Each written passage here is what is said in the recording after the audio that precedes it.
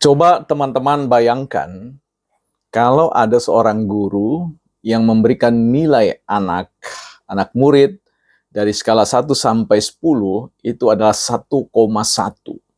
Itu yang salah siapa? Yang nggak benar itu siapa? Muridnya atau ya gurunya?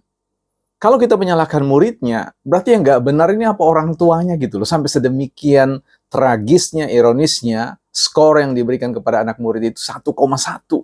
Ini sesuatu yang tidak pernah terjadi. Teman-teman bisa bongkar semua sekolah-sekolah di negeri ini, apakah ada seorang guru yang bisa memberikan penilaian ya satu, ya nilai 1,1 kepada muridnya. Dan dalam hal ini saya kira ini irasional, ini sebuah pembelajaran publik yang kurang baik bagi Indonesia dalam rangka mengevaluasi atau memberikan penilaian terhadap sebuah kinerja dalam hal apapun, bukan partai politik. Ya, teman-teman, kita masih bicara di seputar terkait dengan skor penilaian yang diberikan oleh salah satu atau kedua paslon yang berhadapan-hadapan dengan Prabowo. Ya, skor 5 dan skor 1,1 dalam skala yang berbeda-beda.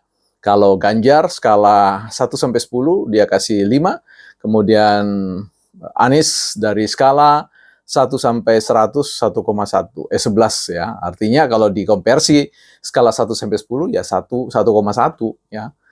Nah, saya tidak bisa berpikir secara logis ya. Seolah pikiran saya ini jadi beku untuk melihat ada seorang cendekia yang sedemikian punya perhatian, punya kecerdasan seperti beliau yang terjebak oleh pertanyaan Ganjar. Mungkin karena ini juga terjebak ya, dan dipengaruhi oleh emosi juga yang sekalipun nampak disampaikan secara dingin, tetapi merupakan lonjakan emosional yang luar biasa yang tak tertahankan. Tapi kita tidak usah bicara soal itu. Saya mau bicara ada satu komentar yang dari teman-teman yang masuk dan menonton video ini, beberapa video, dan kemudian mengatakan bahwa dalam perdebatan penilaian oleh para pakar yang dikatakan independen, itu mau mengatakan bahwa mereka semua mengatakan Prabowo kalah dalam perdebatan. Nah, saya mau bahas begini ya, soal bicara tentang independen. Dalam politik, tidak ada seorang pun manusia warga negara di Republik ini yang bisa independen. Apapun, siapapun dia, dimanapun dia tinggal, apapun pekerjaannya, selalu ada posisi ya yang hadir. Nah, ketika kita berbicara tentang kelompok pakar atau expert judgment, kita bicara tentang mereka punya kepentingan. Kepentingan apa ya? Kepentingan bagaimana memberikan penilaian terhadap berbasis pada kerangka keilmuan yang sifatnya hipotesis. Ya, kata hipotesis itu kan hipotesis, jadi pernyataan yang rendah.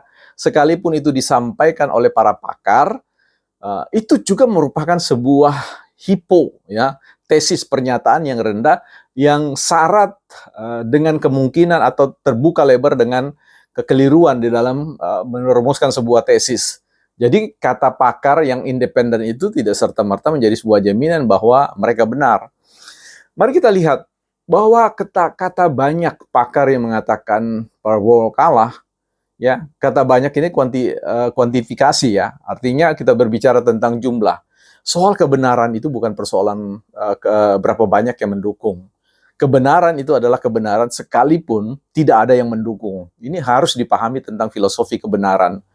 Mari kita lihat dalam filsafat ekor kucing.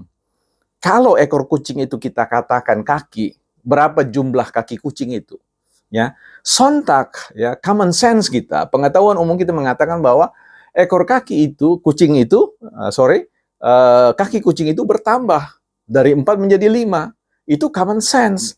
Nah, Anda, teman-teman, boleh riset kecil-kecilan. Tanyakan saja kepada siapapun di sekitar Anda.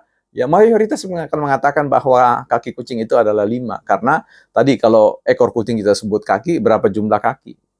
5 jadinya.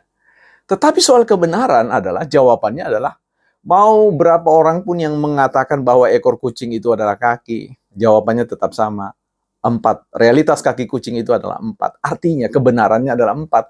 tidak tergantung pada banyaknya orang mengatakan itu. So, sekali lagi, ketika ada yang mengatakan bahwa sebagian besar pakar yang independen itu mengatakan bahwa Prabowo kalah debat, saya kira ya tesisnya itu tidak bisa diterima begitu saja. Ya, kebenaran sekali lagi bukan soal kuantifikasi, bukan bicara tentang kuantitas, bukan bicara soal jumlah, tapi bicara tentang realitas apa adanya. Saya kira ya, sekalipun channel ini bukan partai politik, tetapi saya tidak bisa menghilangkan posisi saya sebagai orang yang punya pandangan, ya, punya sikap politik, ya. Apakah mendukung paslon 2, nomor 1 atau nomor 3, teman-teman bisa melihat dari isi konten yang saya sampaikan.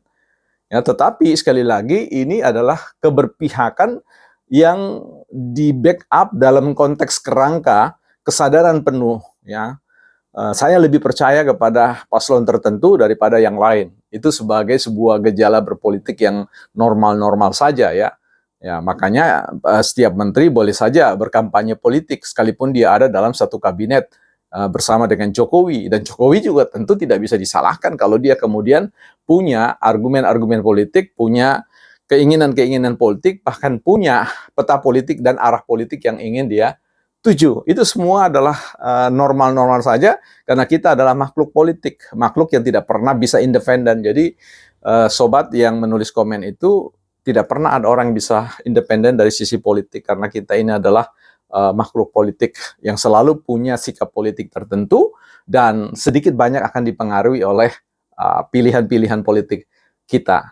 So, saya kira kalau bicara tentang skor balik tadi, ya, sedikit saya mau bicara skor tadi, ya, sebentar nanti giliran Ganjar kita akan ulas soal skornya. Jadi sekali lagi, saya kira dalam rangka memberikan skor terhadap atau nilai terhadap sebuah evaluasi, terhadap sebuah subjek, ya, saya kira kita perlu mengedepankan aspek yang disebut dengan betul-betul, ya, menyatakan apa adanya. Ya.